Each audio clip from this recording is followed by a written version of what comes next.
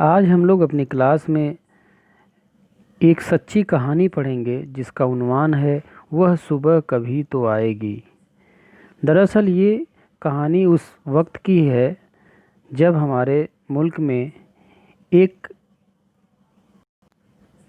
सानिया रूनमा हुआ था, जिसमें हमारे मुल्क के बहुत सारे लोग मारे गए। दरअसल ये कहानी मध्य प्रदेश के भोपाल शहर में हुई और इस डिजास्टर में, इस दुर्घटना में बहुत सारे लोगों ने अपनी ज़िंदगी गंवाई और बहुत सारे लोगों की नस्लें काफ़ी दूर तक, मतलब एक दो पीढ़ियां भी ख़राब हुई। तो आइए आज हम लोग इस सबक के बारे में पढ़ते हैं। दरअसल ये भोपाल गैस त्रासदी जिसको हिंदी में बोलते हैं, ये वही कहानी है। हम लोग अपनी इस क्लास में एक बार मुख्तसर में जल्दी इसके बारे में हम आपको बताना चाहेंगे आज कि ये दरअसल मिथाइल आइसोसाइनाइड एक गैस थी। वो हमारे फ़िज़ा में यकायक फैल गई और ये सब हुआ कैसे, इसके बारे में हम थोड़ा जानेंगे। दरअसल एक यूनाइन कार्बाइड नामक एक कंपनी थी और उस कंपनी में मिथाइल आइसोसाइनाइड रसायन रखा हुआ था, जिसमें दरअसल ये ऐसा रसायन है कि अगर इसमें ज़रा सा भी पानी अगर पड़ जाता है तो एक अलग तरीके की गैस बनाती है जो इंसान के लिए बहुत ही नुकसानदेह होती है, इंसानी सेहत के लिए। तो रात का वक्त था, तकरीबन 10-11 बजे का वक्त था। जैसे ही कंपनी में दिन भर काम चलता है तो रात को या सुबह अर्ली मॉर्निंग उसमें साफ़ सफाई का काम होता है। तो रात के तकरीबन 10-11 बजे साफ़ सफाई का काम चल रहा था। पानी के फव्वारे से जो तमाम पाइपें थी उनको साफ़ सुथरा किया जा रहा था और जिस पाइप का कनेक्शन वहाँ पे लगा हुआ था जहाँ पे मिथाइल आइसोसाइनाइड रखा हुआ था, पाइप शायद पुरानी रही होगी या जंग लगा हुआ होगा, वहाँ से पानी रिसता हुआ धीरे धीरे जाके वहाँ मिथाइल आइसोसाइनाइड के पास पहुँच गया। और जैसे ही वहाँ पे पानी पहुँचा और एकाएक फिर वहाँ से गैस निकलनी शुरू हो गई और लोगों को पता भी नहीं और ये सारा कुछ शुरू हो गया। तो आज हम लोग ये कहानी पढ़ेंगे जिस कहानी का इसका उन्वान है वह सुबह कभी तो आएगी। एक बच्ची है सलमी, वो अपने माँ बाप के साथ रहती थी, लेकिन उसके पिताजी अपने दुकान पे गए हुए होते हैं रोज़ी रोज़गार में अपने, और उसे पता चलता है बाद में कि उसके पिताजी का इंतकाल हो गया, क्योंकि उसी गैस की वजह से वो उनका दम घुटने लगता है और इंतकाल हो जाता है। और बच्ची की माँ जो होती है वो अपने बच्ची के पिता का इंतज़ार करती रहती है और बड़े मुश्किल से इस बच्ची की जान बचाती है और ये भी अपंग हो जाती है। ये भी इस बच्ची का भी इस गैस का असर इस बच्ची के ऊपर भी पड़ता है। तो इस तरीके से आइए हम लोग अपने सबक में तफसील से देखते हैं इसमें क्या लिखा है। लिखा है, मैं बहुत छोटी थी जब भोपाल में गैस फैली थी। मेरी अम्मी,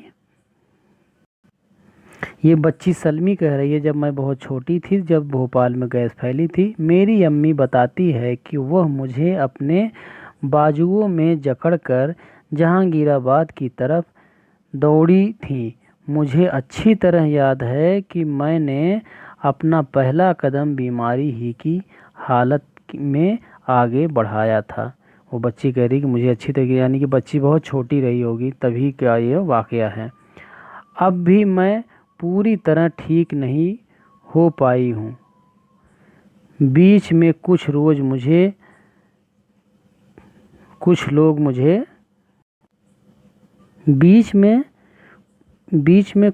मुझे थोड़े आराम का एहसास हुआ, लेकिन अब फिर वही पुरानी हालत लौट आई है।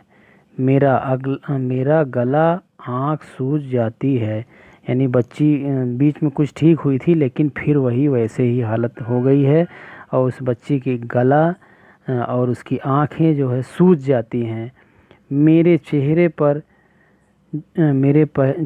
पर सूजन रहती है, यानी कि चेहरा फूला हुआ रहता है, सूजन आ जाती है, स्वेलिंग आ जाती है। गले के अंदर ही अंदर खून रिसता रहता है। मेरी सांस बुरी तरह फूलने लगती है और मैं बेहाल हो जाती हूँ। बच्ची अपना अपना हाल बयां कर रही है कि मैं इतना परेशान इस तरीके से रहती हूँ। मेरे पूरे बदन पर लाल लाल चकत्ते पड़ गए हैं और शुरू में ये चकत्ते एक एक रुपए के सिक्के के जैसे थे। अब ये ज़रा छोटे हो गए हैं। अब ये ज़रा छोटे हो गए हैं। मेरा दायां पाँव अब भी ठीक नहीं है। उसके दाएं पाँव में परेशानी थी। मुझे चलने में दिक्कत होती है और देखो मेरे पैर में, हम लोग आगे बढ़ते हैं, देखो मेरे पैर में छाले पड़े हुए हैं। बच्ची बता रही है कि मेरे पैर में छाले भी पड़े हैं और हम पर क्या कुछ गुजरी है। हमारी ज़िंदगी हमारी ज़िंदगी गैस की वजह से हमेशा के लिए बदल गई है। यानी कि जो गैस का रिसाव जब हुआ था तो उसकी वजह से इस बच्ची की ये हालत हो गई थी।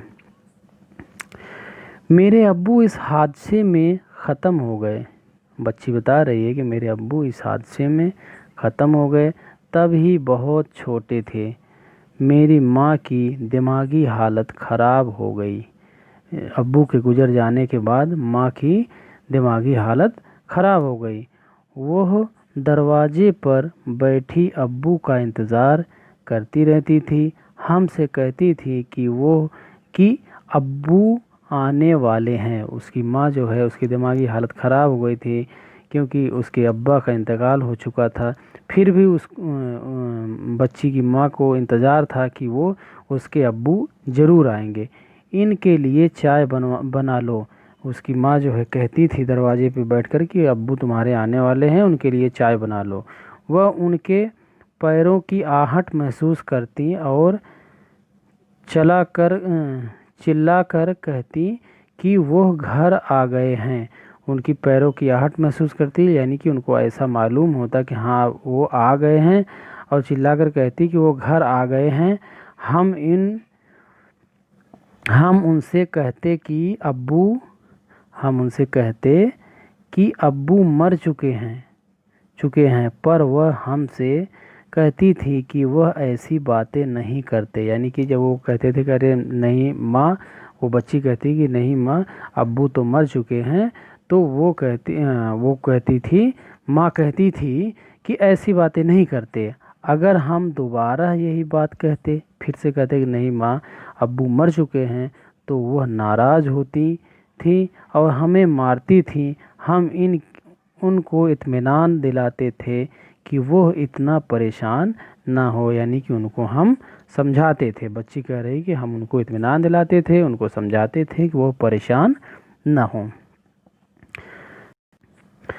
डॉक्टर हमसे कहते थे कि इन्हें खुश रखा करो, लेकिन इनकी हालत देखकर रोए बगैर रहना मुश्किल होता था। बच्ची कहती है कि डॉक्टर के पास जब जाते थे तो डॉक्टर बोलता था कि इनको हमेशा खुश रखो, लेकिन इनकी हालत, यानी अपनी माँ की हालत देख करके मुझसे बिना रोए रहा नहीं जाता था।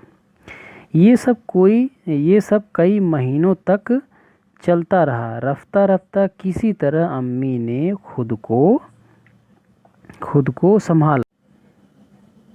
शायद इस एहसास ने उन्हें ठीक होने में मदद दी कि उन्हें ही कुछ तदबीर करनी होगी। यहाँ लफ्ज़ आया है तदबीर। तदबीर के मायने होता है कोशिश। तो सलमी कहती है कि शायद इसी कोशिश ने उनको ठीक होने में मदद की कि हम सब ज़िंदा रह सके, यानी हमारी हिफाजत कर सके, हमारा पालन कर सके।